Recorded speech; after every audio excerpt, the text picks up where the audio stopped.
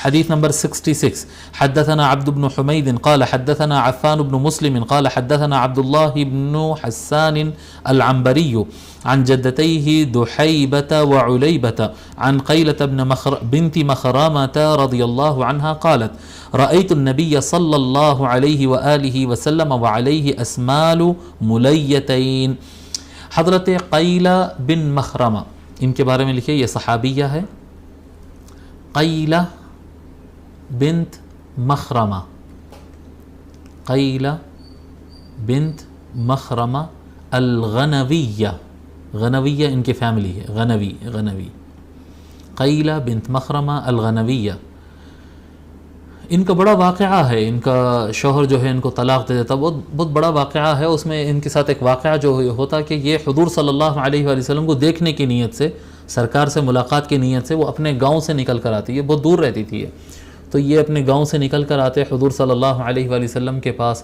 تو وہ پہنچے تک بہرحال رات ہو جاتی، رات جا کر صبح ہو جاتی. جس وقت پہنچے تو بالکل فجر کا ٹائم رہتا، اور اس زمانے میں تو ایسی لائٹنگز، چراغ وغیرہ کا اہتمام نہیں ہوتا تھا، یعنی ایون مساجد کے اندر بھی چراغوں کا اہتمام جو ہے یہ حضرت عمر رضی اللہ تعالیٰ عنہ کے زمانے سے باضابطہ ہوا. اس سے پہلے کوئی چراغ لگا دیا نہیں تو نہیں، اس طرح سے چلتا تھا.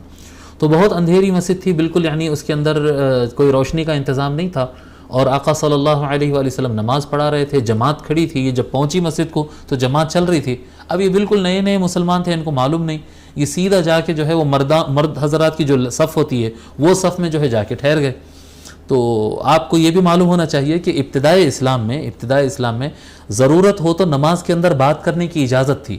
بعد میں وقوموا للہ قانتین سے بعد میں حکم آیا کہ نماز میں بات کرنے کی اجازت نہیں. تو پہلے ضرورتاً بات کرتے تھے، تو توجہ سے لوگ نماز پڑھ رہے ہیں. جیسے ہی حضرت قیلہ رضی اللہ عنہا آ کے صف میں کھڑی ہو گئی تو وہ جو شخص تھے ان کو تھوڑا سا کنفیوژن ہوا. وہ پلٹ کے پوچھنے لگے آپ مرد ہے یا عورت ہے؟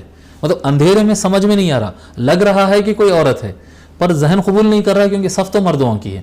اور سب اہل مدینہ میں تو کوئی ایسا کرتا نہیں تھا، سامنے مردوں کی صف ہوتی تھی، پیچھے عورتوں کی صف ہوتی تھی. تو یہ پوچھے پلٹ کر کے یہ آپ مرد ہے کہ عورت ہے؟ تو بولی میں عورت ہوں. تو بولیے آپ میرا نماز خراب کریں گے، آپ جائیے پیچھے. جی یہ نماز کے اندر ہو رہا ہے یہ سارا. پہلے اجازت تھی نا، پہلے منع نہیں کیا گیا تھا بات کرنے سے. تو ان کو نہیں معلوم تھا، وہ تعجب سے پھر پیچھے چلے گئی تو دیکھے وہاں خواتین ہیں. چلو خواتین میں ٹھہر گئے، نماز ہو گئی. اب نماز ختم ہوئی. اب جب تھوڑا اجالا ہونا شروع ہوا، لوگ اٹھ کر جانے لگے. کافی مصلی لوگ جا چکے ہیں، کچھ لوگ بیٹھے تھے. ان کی نظر اچانک جو ہے حضور صلی اللہ علیہ وآلہ وسلم پر پڑتی، اور حضور صلی اللہ علیہ وسلم شال اوڑے ہوئے رہتے. تو اچانک نظر پڑتے ہی پہلی نظر میں، ہم حدیث میں پڑھے تھے کہ آقا کو جو پہلی نظر میں اچانک دیکھتا تو اس کو ایک ہیبت جیسی طاری ہوتی تھی ایک. تو حضرت قیلہ کہتے ہیں جیسے کہ میں حضور کو دیکھی تو اچانک جو ہے میرے اندر ایک کپکپی اور ایک ہیبت جیسی طاری ہو گئی. تو کسی صحابی نے حضور سے کہا یا رسول اللہ یہ بیچاری، یہ لفظ انہی کا ہے، یہ ارعدت المسکینۃ، یہ بیچاری تو ہیبت کھا گئی ہے، یہ بیچاری ہیبت کھا گئی. تو حضور صلی اللہ علیہ وآلہ وسلم فرماتے ہیں یا مسکینہ اسکنی علیکی بالسکینہ، یا مسکینہ علیکی بالسکینہ، اے بیچاری سکون میں آ جا، اے بیچاری سکون میں آ جا. یعنی وہ جو لفظ صحابی کہتے ہیں نا بیچاری ڈر گئی، تو وہی بیچاری لفظ کو آقا صلی اللہ علیہ وسلم فرماتے اے بیچاری. اب اس میں یعنی حضور صلی اللہ علیہ وسلم کا اشارہ دوسری طرف بھی جا سکتا ہے کہ جو اس کے شوہر نے اس پر ظلم کیا تھا اور اس کو طلاق دے دیا تھا تو یہ تھی بیچاری، تو اس طرف سے یہ بھی مانا جاتا ہے. بہرحال پھر ان کا جو بھی مسئلہ ہے وہ حضور صلی اللہ علیہ وسلم کے پاس پیش ہوتا، ایک طویل واقعہ ہے. بہرحال حضور صلی اللہ علیہ وآلہ وسلم نے یہ خاتون کو مسکینہ کہہ کر بلایا تھا، اس لیے میں یہ واقعہ آپ کو سنا دیا. اور ان کے بارے میں زیادہ تفصیلات ملتے نہیں، اور تاریخ وفات بھی ان کی نہیں ملی. قیلہ رضی اللہ تعالی عنہ کی تاریخ وفات مجھے نہیں ملی.